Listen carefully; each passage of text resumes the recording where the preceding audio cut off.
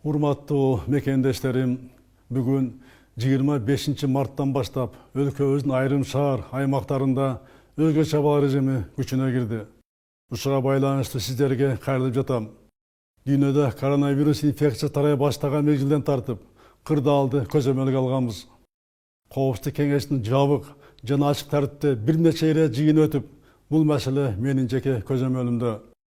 Ошол активдүү чаралар өлкөдө кырдаалды көпкө чейин туруктуу кармоого мүмкүндүк берди.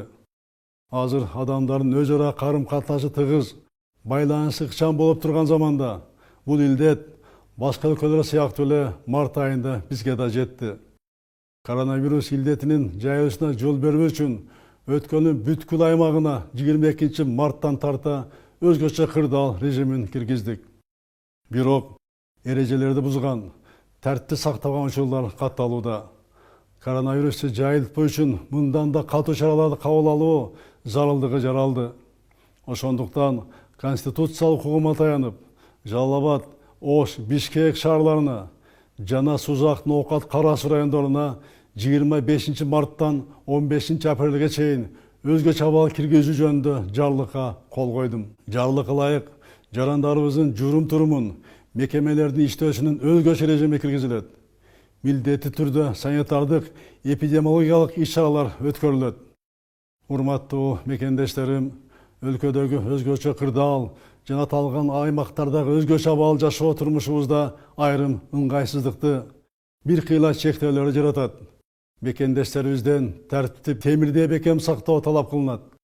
Бул илдеттин мындан ары жайылып кетишин болтурбоо максатында мамлекеттик органдар, жергиликтүү бийлик бардык милдеттерди аткарып жатат. Врачтарыбыз, чек ара жана милиция кызматкерлери күнү түн иштөөдө. Бул аракеттер коомчулук тарабынан, ар бир жаран тарабынан колдоого алынбаса ийгилик болбойт. Биримдик менен гана натыйжага жетебиз. Биздин ден соолугубуздун сакчылыгында тургандарды, урматтуу мекендештерим, баарыбыз колдошубуз керек. Эпидемиологиялык кырдаалдын начарлоосуна жол бербей, өзгөчө кырдаалдын жана өзгөчө абалдын талаптарын кынтыксыз аткаруу, алардын эмгегине чоң колдоо болот. Дүйнө жүзүндө вакцина табуу үчүн тынбай изилдөөлөр жүрүп жатат.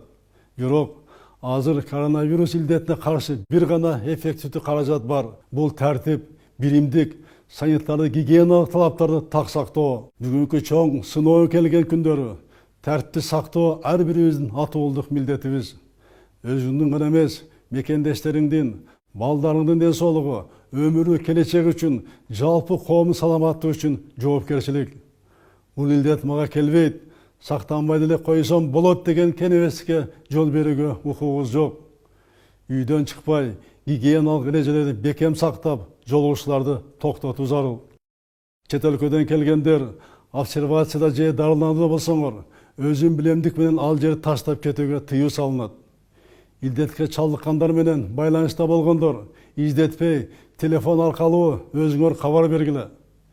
Үйдө карантин эжесинде бекем сактаңыздар. Ким бул талаптарды аткарбаса, өзүнө гана эмес, жалпы элге жасаган кыянатчылыкка барган болот. Мындай жоопкерчиликке каршы катуу жаза колдонулат.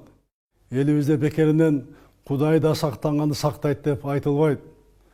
Урматтуу мекендештерим, эл аман болсун, эл арасында мен аман болоюн деген тилектештик менен жашоонун мезгилинде турабыз.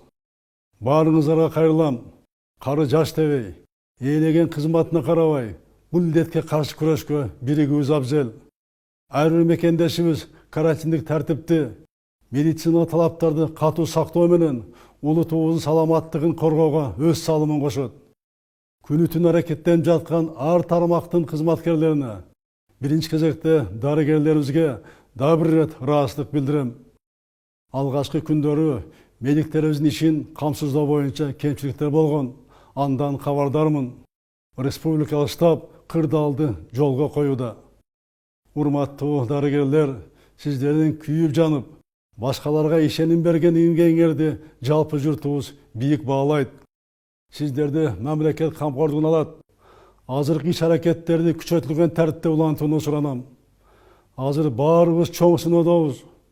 Жарандарыбыз тартипти сактаса, ишкерлерибиз кырдаалга жараша эл алдында атуулдук вазифасын аткарчу мезгил келди. Азык-түлүктүн, дары-дәрмек жана башка эл муктаж буюмдардын баасын жогорулатпаган эмгегиңерди элибиз жогору баалап алат.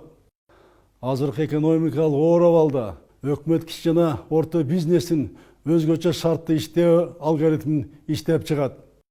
Комплекстүү антикризистик планды кечиктирбей тез кабыл алуу керек.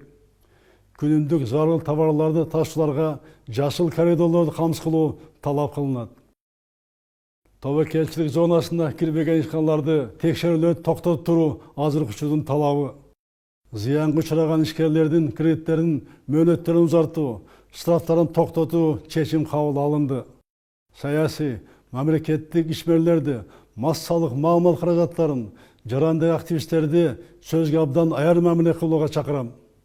Такталбаган маалыматтардын таралышы маалыматтык коопсуздукка кедергисин тийгизет. Ошондуктан мамлекеттик штабтардын гана билдирүүлөрүнө таянып, коомдук дүрбөлөң салган маалыматтарды таратуудан алыс болууну өтүнөм.